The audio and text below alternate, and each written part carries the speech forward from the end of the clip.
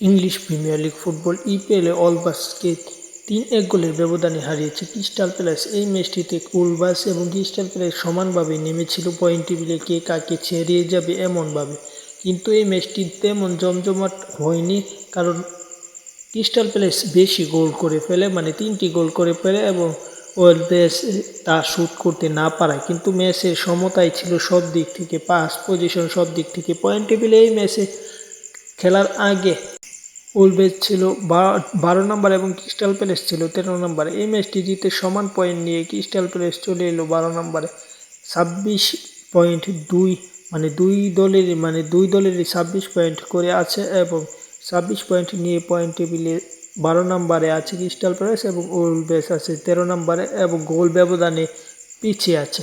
দুই দলই সমান 37টি করে ম্যাচ খেলেছে। যাই হোক, চ্যানেলটি সাবস্ক্রাইব করে পাশে থাকবেন। নমস্কার সকলকে।